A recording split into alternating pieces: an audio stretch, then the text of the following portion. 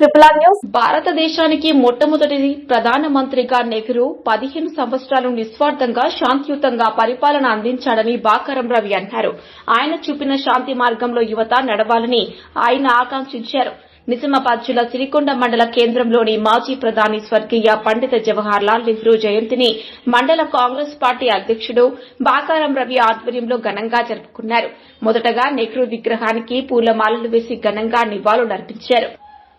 ఈ సందర్భంగా ఆయన మాట్లాడుతూ భారతదేశానికి మొట్టమొదటి ప్రధానమంత్రిగా 15 సంవత్సరాలు నిస్వార్థంగా శాంతియుతంగా పరిపాలన అందించారని అన్నారు.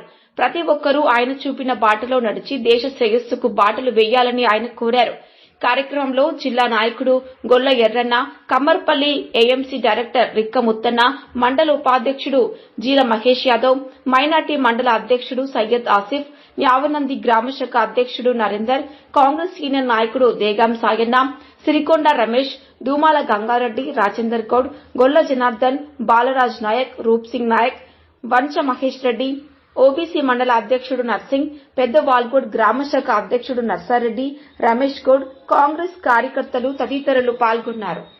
14 మరి మన తొలి ప్రధాని భారత పండిత్ జవహర్లాల్ నెహ్రూ గారి జయంతి సందర్భంగా పుట్టినరోజు సందర్భంగా మరి మన సిరికొండ మండలంలో ఆయనకు మేము ఘనంగా ఇలా పుట్టినరోజు వేడుకలు మండల కాంగ్రెస్ పార్టీ ఆధ్వర్యంలో జరుపుతున్నాం.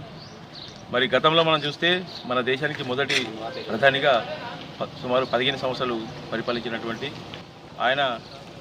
ఆయనకు పిల్లలంటే చాలా ఇష్టం. అందుకని మరి ఈ రోజును చిల్డ్రన్స్ డే ప్రకటించారు, పిల్లల దినోత్సవం. కాబట్టి మరి ఆయన ఆశయాలు మరి ఇప్పటికీ కొనసాగుతూనే ఉన్నాయి. నెహ్రూ గారు శాంతి మార్గంలో వెళ్ళి మన దేశానికి మంచి పరిపాలన అందించారు. కాబట్టి మరి ఆయన గుర్తుగా మనమందరం కూడా మరొకసారి గుర్తు చేసుకుంటాం. ఆయనకు మేమందరం కూడా కృతజ్ఞతలు చెప్తూ జై కాంగ్రెస్.